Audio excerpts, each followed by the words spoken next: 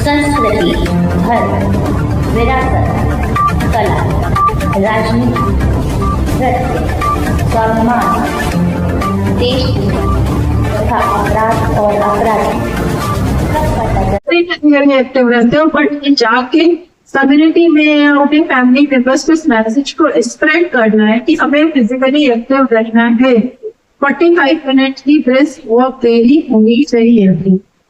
दूसरा क्या है कि हमें जंक फूड्स, आजकल जंक फूड्स का बहुत प्रश्न है, पिज्जा, बर्गर, हर दिन बच्चे बाहर से खा रहे हैं। तो जंक फूड्स नहीं लेने, जो हमारी इंडियन मील है, जो इंडियन थाली है, वो न्यूट्रिशियस थाली है और हमें उसी मील पैटर्न को आइडियली फॉलो करना चाहिए। तो हम लोग बेसिकली बोलते हैं शुड बी कलरफुल थाली, कि व्हाइट रोटी हो तो येलो दाल हो तो ग्रीन वेज हो तो कलरफुल सैलड हो, समझ रहे। तो थाली जो हो वो हमारी कलरफुल हो और उसके सारे कंपोनेंट उस थाली में हो, जब उसको हमें अवॉइड करना है। इसके बाद स्मोकिंग एंड अल्कोहल बिल्कुल नहीं लेना है, स्मोक नहीं करना है। इवन अगर हम स्मोक नहीं करते लेकिन हमारे फैमिली मेंबर से स्मोक कर रहे हैं तो वो भी हमें हार्म करता है, क्योंकि पैसिव स्मोकिंग से उसका जो हार्मफुल टॉक्सिन्स है वो हमारी बॉडी में भी जा रहे हैं। तो हमें पैसिव स्मोकिंग नहीं अलाउ करती है। तो हमारे घर के फैमिली मेंबर में, हमारी कम्युनिटी में कोई कर रहा है तो उन्हें मना करना है। अल्कोहल बिल्कुल नहीं दे रहे हैं। सो ये वो चीजें हैं जिनसे हम अपने लाइफ स्टाइल को हेल्दी कर सकते हैं और एक बीमारियों से बच सकते हैं। इसके बाद पांचवा कंपोनेंट आता है वो है स्क्रीनिंग, मतलब ब्रेस्ट डेप्थ एग्जामिनेशन करना है और मैमोग्राम करना है। ब्रेस्ट डेप्थ एग्जामिनेशन कब करना है? किसी एक दिन में 5 मिनट करना, डेली करना। इतना स्ट्रेस है कि आप हर दिन करेंगे, आप हफ्ते करते, महीने में एक बार। और मैमोग्राम 40+ ईयर्स की जो फीमेल्स है उनपे साल में एक बार मैमोग्राम करना है। अगर हमने इतना मैसेज ले लिया, कुछ भी नहीं सुना, देने की चीजें सुन ली, क्या की फिजिकल एक्टिविटी करनी है, हेल्दी करनी है, no to smoking and alcohol, breast depth examination करना है और ये मैमोग्राम करना after the age of 40 years, तो हम कहीं ना कहीं अपने को ब्रेस्ट कैंसर से सुरक्षित कर सकते हैं। और इसके बाद भी अगर चलता है तो ट्रीटमेंट इसका संभव है, इसका इलाज संभव है, हम पूर्णतः सही हो सकते हैं। तो हमारा एम यही है, हमारा टारगेट यही है कि हम बीमारी को जल्दी से जल्दी पकड़े जिससे हम उसका उपचार कर सके। अब मैं खत्म करूंगी, लेकिन मुझे अच्छा लगेगा आप आगे कुछ क्वेश्चन पूछेंगे से नहीं करना है। ऐसे पकड़ के करेंगे तो ब्रेस्ट में स्टार्टिंग होती है जो नॉर्मल होती है। जब हम ऐसे करते हैं और ब्रेस्ट के हर पार्ट को एग्जामिन करते हैं तो हमें समझ में आता है कि कहीं कोई एब्नॉर्मल गांठ तो नहीं है। उसके लिए हमें पता होना चाहिए कि हमारे पहले थी या नहीं थी। तो आज जाके सबको ब्रेस्ट एग्जामिनेशन करना और ये देखना है कि कहीं कोई गांठ तो नहीं हो रही है। ब्रेस्ट में पहले हमें सर्कुलर मैनर में निपल से शुरू करके गोल गोल घुमाते हुए ब्रेस्ट के सारे एरियाज को देखना है। उसके बाद बगल में जाना है, एक्सेला में देखना है। जो चीजें मिस हो जाती हैं, जहां पे हमारा ध्यान नहीं जाता है, वो होती है ब्रेस्ट की अटर सरफेस, ब्रेस्ट के नीचे की तरफ या ऊपर की तरफ। ब्रेस्ट टिश्यू यहाँ तक होता है, तो हमें यहाँ तक देखना है कि कहीं कोई गांठ तो नहीं है, या बगल की तरफ। जैसे मैंने बताया कि ब्रेस्ट की टिश्यू जो होते हैं बगल तक जाते हैं, तो बगल तक देखना है कि कहीं कोई गांठ तो नहीं है। इसके बाद हमें इसी तरह की जांच लेट के भी करनी है। हम लेट के भी ब्रेस्ट को एग्जामिन करेंगे। कभी कभी कुछ गांठें ऐसी होती जो काफी अंदर की तरफ होती है, हमें खड़ी होती नहीं होती। उनको जब हम लेट कर करेंगे तो हमें समझ में आएगा कि यहाँ पे कोई गांठ तो नहीं है। और जब ये चीजें हम रेगुलर करेंगे तो अगर कोई हमारी बॉडी में नया डेवलपमेंट होगा तो हमें समझ में आएगा कि ये चीज पहले नहीं थी, अब दिख रही है। तो ब्रेस्ट सेल्फ एग्जामिनेशन बहुत जरूरी है। इसके जो महिलाएं 40 साल की उम्र से ऊपर है उन्हें मैमोग्राम करना है। मैमोग्राम क्या होता है? ब्रेस्ट का एक्सरे होता है। इसके लिए आपको साल में एक बार टाइम निकालना है। साल में एक बार ब्रेस्ट का एक्सरे कराना है। और ये बिल्कुल भी अनकंफर्टेबल होता, पेनफुल नहीं होता, लेकिन लोग कराने वाले बहुत मिल जाएंगे कि जी मत कराना, उसमें तो बहुत दर्द होता है। है ना, पेन बहुत होता है, उसमें एक्सरे होते हैं, उससे बीमारी डेवलप हो जाएगी। एक्सरे बॉडी में सेफ नहीं है। ये सारी चीजें जब आप कराने जाओगे, 4 लोगों से बात करोगे तो वो 4 लोग यही बोलेंगे। लेकिन हमें 40 साल की उम्र के बाद हर साल मैमोग्राम जरूर कराना है। इन दोनों टेस्ट को करने से फायदा क्या होता है? सपोज हम अगर कभी अपनी जांच ना करें या मैमोग्राम ना कराएं तो क्या हमें पता नहीं लगेगा कोई गांठ बढ़ जाएगी? हमें पता लगेगी। तब लगेगी जब वो एक बॉल के साइज की हो जाएगी, जब वो हमारे हाथ से टकराने लगेगी कपड़े चेंज करने को, तब हमें लगेगा कि कोई गांठ बन रही है। लेकिन यही अगर हमने कभी बीच बीच में मैमोग्राम करा दिया तो शायद वो एक छोटी गांठ, एक नींबू के साइज की गांठ पता लगे मैमोग्राम में। लेकिन अगर आप रेगुलर अपने को एग्जामिन करेंगे और मैमोग्राम टाइम नहीं कराएंगे तो शायद एक मटर के दाने बड़ी गांठ भी हमें पता चल जाएगी। इसका मतलब ये कि 2 सेंटीमीटर से छोटी गांठ अगर हम अपनी रेगुलर जांच करेंगे तो हमें पता चल जाएगी। अगर हम रेगुलर नहीं करेंगे, कभी कभी करेंगे तो शायद वो गांठ नींबू के साइज की हो तब पड़ता लगे, और वो नींबू के साइज मतलब 4 सेंटीमीटर के बराबर हो गई और हमारी बीमारी स्टेज 2 या स्टेज 3 में पहुंच गई। बहुत जरूरी है कि हमें ब्रेस्ट सेल्फ एग्जामिनेशन करना, और इसके लिए कहीं नहीं जाना है, खुद के लिए टाइम निकालना है और मैमोग्राम करना है। और जब मैमोग्राम करना है तो अपने जो डॉक्टर है, जो फिजिशियन है, जो गाइडिंग है या जो आपके फैमिली फिजिशियन है, उनको कंसल्ट करके जांच करवानी है। उनसे मैमोग्राम दिखा के ओपिनियन लेनी है और उसके बाद खुद का भी टेस्ट कराना है। ये 3 तरह की जांचें जो होंगी, ब्रेस्ट सेल्फ एग्जामिनेशन, मैमोग्राम और क्लिनिकल एग्जामिनेशन, इससे हम अपने को सुरक्षित कर सकते हैं। अब इसके बाद कुछ भागती है जो मैं आपको बताती है कि अगर कोई गांठ में मिल गई तो वो कैंसर ही होगी, तो ऐसा बिल्कुल भी नहीं है। 80% गांठें जो हमें पता चलती है ब्रेस्ट, वो कैंसर की नहीं होती है, और लेकिन हम डर जाते हैं। 80% गांठें ब्रेस्ट में नॉर्मल हो सकती है, लेकिन हमें नहीं पता कि वो 20% कौन सी होंगी, इसलिए हमें उन 80% को भी इग्नोर नहीं करना है, जांच करवानी है। दूसरी चीज होती है कि गांठ तो है जी लेकिन दर्द तो हो नहीं रहा, तो हम क्यों ही परेशान। ब्रेस्ट कैंसर की गांठें पेनफुल नहीं होती है, तो हमें ऐसा नहीं है कि अगर वो आपको परेशान नहीं कर रही या उससे आपको दर्द नहीं है तो आपको नहीं दिखाना है। अगर आपको दर्द नहीं है फिर भी ये गांठ फील होती है तो उस गांठ का चेकअप जरूर कराना है। तीसरी क्रांति होती है कि पुरुषों में नहीं होता, ये मैंने बताया 1% गेज को भी ब्रेस्ट कैंसर होता है।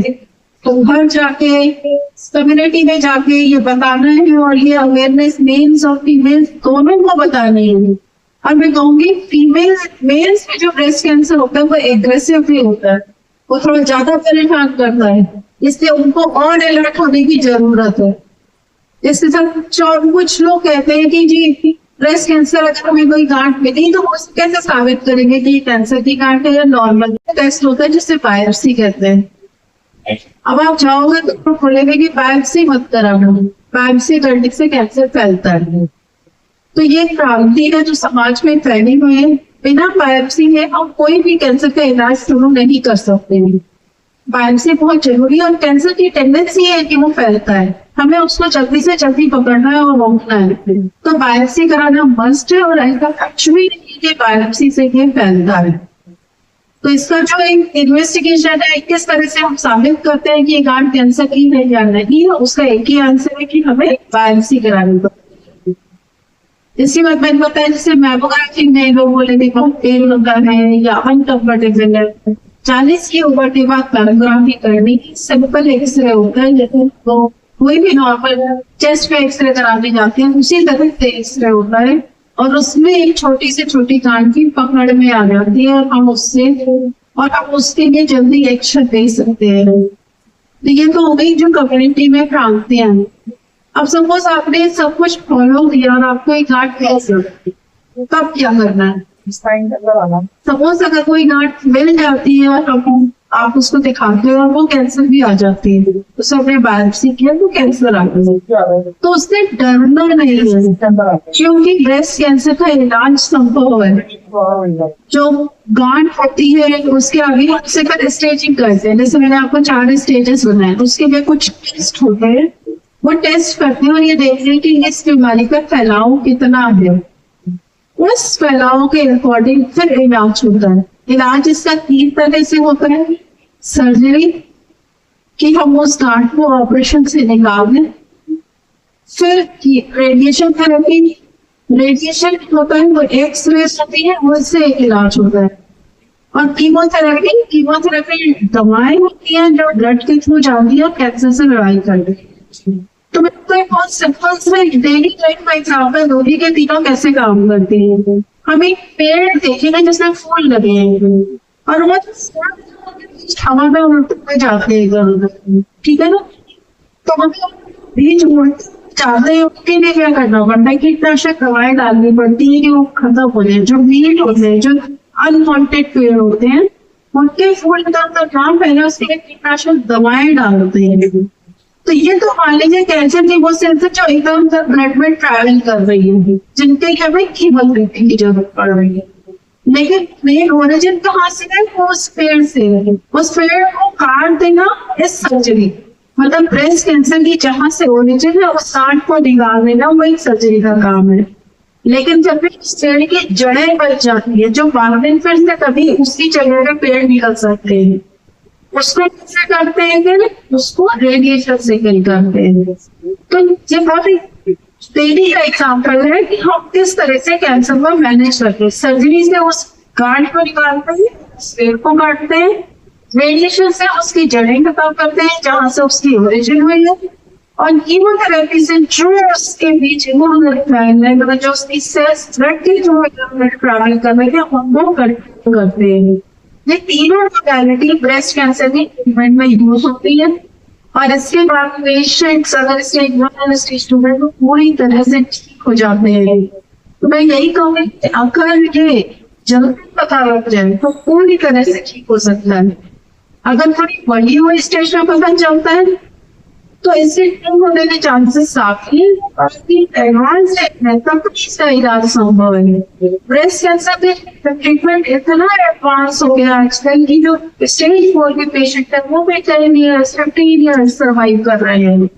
तो हमें इन चीजों से घबराना नहीं है या हिम्मत नहीं हारनी है कि अगर घर में किसी को पता लग गया, किसी फैमिली मेंबर को, तो हमें उससे परेशान होना है। हमें उसके लिए उचित सलाह देनी है जिससे हम उसका इलाज कर सके समय से और उसको ठीक कर सकेंगे।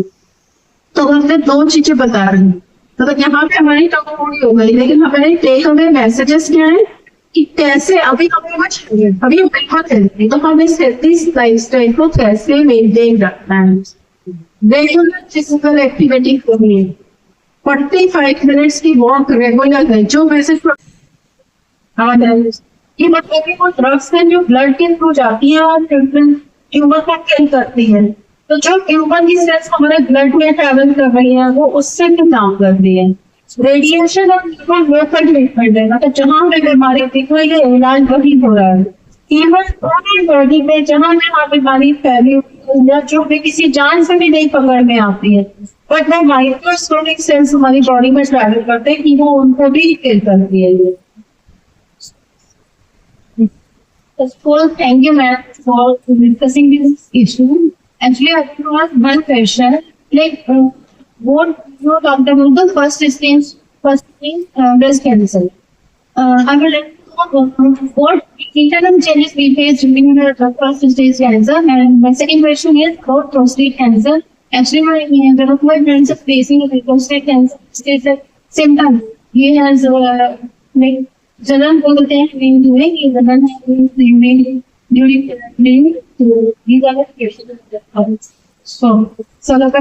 क्वेश्चन की बात करें तो स्टेज 1 ब्रेस्ट कैंसर की बात की, तो बच्चा स्टेज 1 ब्रेस्ट कैंसर से थोड़ी प्रॉब्लम होती है। अगर ब्रेस्ट की पर्टिकुलरली बात करें बिकॉज हर जगह का अलग होता है, ठीक है। तो अगर आज हम ब्रेस्ट की बात कर रहे हैं कि स्टेज 1 ब्रेस्ट कैंसर मतलब 2 सेंटीमीटर से छोटी गांठ हमारे ब्रेस्ट में, वो कोई प्रॉब्लम नहीं करेगी। आपको फील करना है, आपको पता करना है। हमारे इंडिया में प्रॉब्लम ही यही है कि स्टेज 1 ब्रेस्ट कैंसर का हार्डली डिटेक्टेड, क्योंकि हमें उसके लिए अवेयरनेस नहीं है। जबकि अगर हम वेस्ट में बात करें तो उनके पास अर्ली ब्रेस्ट कैंसर ज्यादा आते हैं, क्योंकि फीमेल्स में अवेयरनेस है, वहाँ पे स्ट्रिक्ट स्क्रीनिंग प्रोग्राम्स है, उनके रेगुलर ईयरली मैमोग्राम्स होते हैं। यहाँ पे ऐसा नहीं है। यहाँ पे कोई गवर्नमेंट पॉलिसी नहीं है कि हमें 40+ फीमेल्स का मैमोग्राम मैंडेटरी होना चाहिए। तो अगर हमें क्या करना है, खुद ही अवेयर रहना है, हमें खुद ही अवेयर रह के ब्रेस्ट कैंसर एग्जामिनेशन करना और रेगुलर मैमोग्राम करना है, तभी हम स्टेज 1 ब्रेस्ट कैंसर को डिटेक्ट कर सकते हैं। दूसरी चीज है prostate cancer. Prostate cancer is disease of ageing. तो प्रोस्टेट कैंसर यूजुअली 60+ ऐसे डिटेक्ट होता है और उसमें यूरिनरी कंप्लेंट्स ज्यादा होती है कि बार बार लिक्विड जाना, खुल के ना होना, ठीक से ना होना, बाद में बार बार होना, पेशाब में जलन होना। और प्रोस्टेट कैंसर का भी एक स्क्रीनिंग टेस्ट होता है, उसे कहते हैं prostate specific antigen serum PSA, जो ब्लड के थ्रू होता है। अगर बहुत बढ़ा हुआ आता है डेफिनेटली आगे का अटेंशन लेना है कि हमें क्या करना है। अगर वो नॉर्मल आता है तो पुरुषों में बिनाइन प्रोस्टेटिक हाइपरप्लेसिया, मतलब प्रोस्टेट का एनलार्जमेंट, प्रोस्टेट ग्लैंड का एनलार्जमेंट नॉर्मल है और इसकी वजह से किसी तरह आ सकते हैं और उसके लिए जो मेडिसिन दी जाती है उससे ऊपर हीलिंग मिलता है। बट अगर उनका सीरम PSA बढ़ा हुआ है तो हमें डेफिनेटली आगे एक्शन लेना है, बिकॉज ये कैंसर का सिम्टम हो सकता है। तो अगर हम स्ट्रक्चर्ड हेल्थ केयर प्रोग्राम्स की बात करें, जो एनुअल हेल्थ चेकअप्स होते हैं, तो 40+ के जो हेल्थ चेकअप्स होते हैं उनमें यूजुअली मैमोग्राम और सीरम PSA होता है, एक पार्ट होता है, और वो आईडी ने हमें 40+ करना चाहिए। मैं कैंसर के लिए जो अभियान छिला जा रहा है, सरकार भी कैंसर के प्रति जागरूक है, तो कौन कौन से कारण है जिससे कैंसर मेल और फीमेल में फैल रहा है? कैंसर का मुख्य कारण अगर हम भारत में बात करेंगे तो टोबैको, स्मोकिंग, किसी भी फॉर्म में हार्मफुल है और 70% कैंसर टोबैको स्मोकिंग से हो रही है। उसके बाद हमारी लाइफ स्टाइल जो इनएक्टिव हो गई है, मेटाबॉलिज्म फिजिकली एक्टिव रहते थे, अब वो एक्टिविटी कम हो गई है, ओबेसिटी बढ़ गई है, जंक फूड कम ज्यादा बचते हो गया है, इसकी वजह से कैंसर बढ़ रहा है। इसके बाद हमारे वातावरण में पॉल्यूशन है, जो पेस्टिसाइड्स हो गए, केमिकल्स का यूज हो रहा है, हमारी सब्जियों को वो सब की वजह से कैंसर बढ़ जाते हैं। इनकी रोकथाम के लिए क्या क्या उपाय है जनरली? इनकी रोकथाम के लिए जैसे मैंने अभी बताया भी कि हमें ऐसी लाइफस्टाइल को अडॉप्ट करना है, डेली फिजिकली एक्टिविटी करनी है, एटलीस्ट 45 मिनट्स की ब्रेस्ट वॉक करनी है। हमारी जो खाना है वो एक कलरफुल थाली होनी चाहिए जिसमें इंडियन मील्स, भारतीय मील्स के सारे कंपोनेंट्स होने चाहिए, जैसे दाल, रोटी, सब्जी, दही, सलाद। जंक फूड को अवॉइड करना चाहिए। स्मोकिंग एंड अल्कोहल बिल्कुल भी कहीं से भी बात नहीं होनी चाहिए। इवन जो पैसिव स्मोकिंग, अगर आपके अगल बगल में कोई स्मोक कर रहा है तो उसको मना करना है, तो वो भी हमारे लिए हार्मफुल हो सकता है। जो इंडियन थाली है उससे जो नई जनरेशन है वो दूर हो रही है और जंक फूड जो ये ले रहे हैं उन पर ज्यादा असर पड़ रहा है, इसका क्या कारण है? सर ये कहीं ना कहीं हमारी सुविधा के लिए भी हो गया है। आजकल जैसे ऑनलाइन डिलीवरीज हो गई है और एक बिजी शेड्यूल में लोगों को हम इसी लगता है कि अगर हम बच्चे को खाना खिलाएं, उसको फोर्स करें, उससे बेटर है कि जो उसने कह दिया वो मंगा दो और खिला दें। अच्छा, कैंसर से बचने के लिए क्या क्या सरकार उपाय करे कि जिससे जल्दी जागरूकता पैदा हो सभी लोगों में? कैंसर के बचाव के लिए सरकार ऑलरेडी बहुत सारे उपाय कर रही है। अगर मैं आज बात नहीं की फीमेल कैंसर सर्वाइकल कैंसर बहुत तेजी से बढ़ रहा है, उसके लिए आंगनबाड़ी वर्कर्स को ट्रेन किया जाता है, जो हेल्थ में हेल्थ केयर वर्कर्स हैं उनको ट्रेन किया जाता है। वो जाके सारे इसके लिए जागरूकता फैलाते हैं, जो इनिशियल टेस्ट है वो करते हैं, वो जाके ब्रेस्ट को कैसे एग्जामिन करना है उसको रोकते हैं। इसके साथ ही साथ सरकार ने जो टोबैको और स्मोकिंग के जो पाउचेस हैं उसमें 25 एरिया में ये वार्निंग लिख रखी है कि हमें टोबैको का उपयोग नहीं करना और हानिकारक हो सकता है। तो सरकार अपने तरफ से कदम उठा रही है। डॉक्टर साहब, आप अपने भारत में कितनी जगह आप जा चुके कैंसर को जागरूक करने के लिए, सेमिनार करने? सर मैं दिल्ली से बिलोंग करती हूँ, तो दिल्ली और हमारे वेस्टर्न यूपी के काफी जिले मैंने कवर किए हुए जहाँ पे लोगों कैंसर को फैला गया। कैसा रेस्पॉन्स आया है जहाँ आप गई? सर रिस्पॉन्स अच्छा आता है, लोगों के क्वेश्चन आते हैं, लोग आगे बढ़ के आते हैं। और मैंने ये देखा है कि थोड़ा हेजिटेशन तो जरूर रहता है, लेकिन जब हम किनारे जाएंगे तो बहुत सारे लोग आके अपने सवाल पूछे।